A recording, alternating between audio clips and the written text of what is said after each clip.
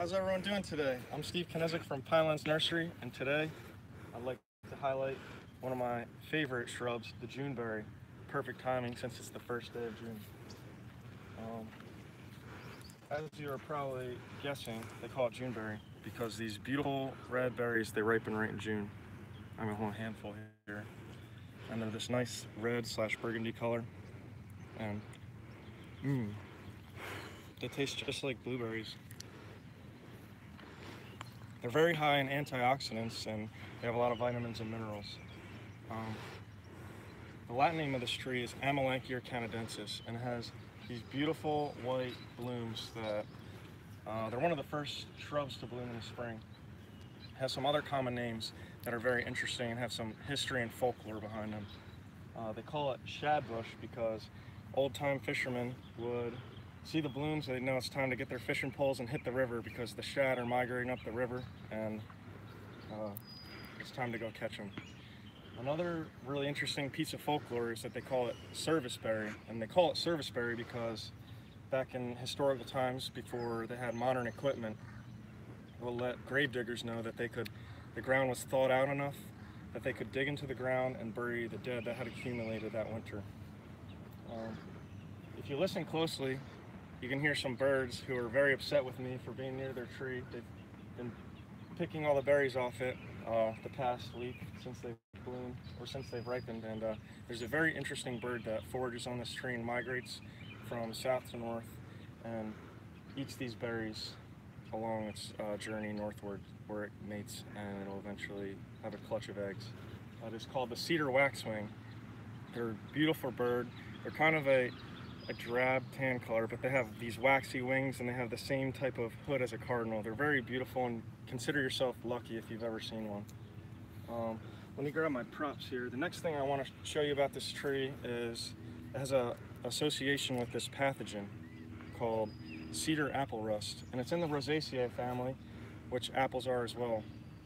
And what I have here is a gall from a cedar tree. And so why I have a gall from a cedar tree is because these spores, and I believe they're called conidia spores, will from this gall and be wind dispersed, and they will travel through the air and land on this serviceberry, and they inoculate the fruit of the serviceberry. So let me grab a nice orange berry here. It has bright orange conidia spores, and they're forming right now. They're still at the earlier stage. Eventually they'll turn bright orange, a bright orange rusty color. And now it'll travel back and forth from the cedar tree to the serviceberry. In early spring, this gall will have these bright orange teleal horns that will come off of it. And eventually they'll dry up and they'll have the spores that will be wind dispersed and inoculate these berries. And later in the summer, these berries will have their spores that are wind dispersed and will travel back to the cedar tree, and the cycle goes on. I believe the cycle takes 2 years. It's a very interesting bit there.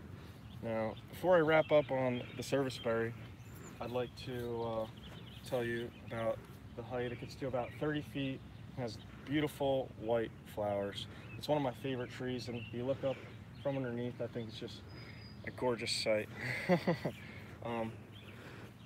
But to wrap up the live video, I'd like to take you through our seed production block and show you some of the others here. Well, we'll turn back this way. And it's just starting to form seed now. It won't really be ripened until... This is Carpinus caroliniana, also known as ironwood or mosa wood. It has this very sinewy looking bark. If we continue on, I'll show you some other species. This right here, it's just done being flowering and blooming. There's lots of pollinators that are all over these beetles over here. And this is Viburnum dentatum, also known as, it has this further making for landscaping, attracts lots of pollinators. And here, this was pollinators for beach plum, prunus, and here's a little plum forming. They're going to be ready probably in August, and we'll collect that seed in August and hopefully get to eat some too, maybe make some jams out of them. Let's continue on, trying to find something new. Here's another service berry, not quite this right.